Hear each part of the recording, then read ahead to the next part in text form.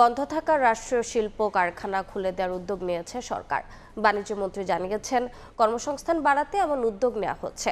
রাজধানীতে বাংলাদেশ চীন green textile এক্সপোর উদ্বোধনী অনুষ্ঠানে এসব কথা বলেন তিনি। এ সময় বাংলাদেশে বিনিয়োগ বাড়াতে চীনের সহযোগিতা চান খন্দকার আব্দুল মুক্তাদির।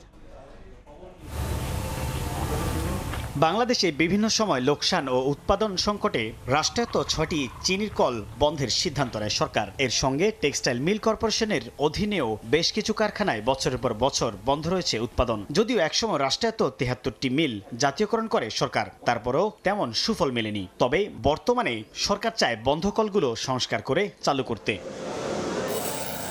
বৃহস্পতিবার রাজধানীর আইসিসিবিতে দ্বিতীয়বারের মতো আয়োজন করা হয় বাংলাদেশ চীন গ্রিন টেক্সটাইল এক্সপো 2026।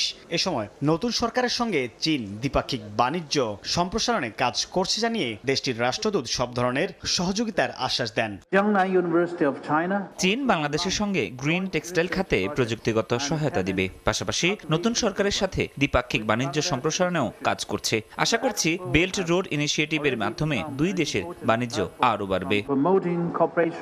এ সময় বাণিজ্য মন্ত্রী চীনের বিনিয়োগকারীদের বাংলাদেশে বিনিয়োগের আহ্বান জানিয়ে বলেন, এর মাধ্যমে কর্মসংস্থানের সুযোগ তৈরি হবে। তিনি আরো বলেন, কর্মসংস্থান বাড়াতে সরকারি বন্ধ কল কারখানা চালুর সিদ্ধান্ত নিয়েছে সরকার। যে উদ্দেশ্যে প্রথম মিল করা হয়েছিল যে সেক্টরের, ঠিক ওই বিষয়ে মিল চালনাটা আর ফিজিবল না, লাভজনক হবে না। কিন্তু ওই জায়গায় নতুন ইনভেস্টমেন্ট এনে সেই জায়গাটা ইউটিলাইজ করা, সরকারি মালিকানায় যে কতগুলি মিল আছে, পাটকল, বস্ত্রকল এবং আরও বৃহৎ কতগুলি ইন্ডাস্ট্রি, এগুলির কারণেই হাজার হাজার লোকের কর্মসংস্থান তৈরি হবে। 3 দিনব্যাপী এই প্রদর্শনী আগামী 16 মে শেষ হবে।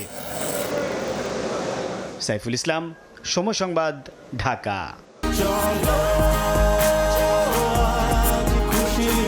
40 বছর ধরে অসংখ্য খুশির মিছিলে ছিল আইডিএলসি, থাকবে আগামীতেও।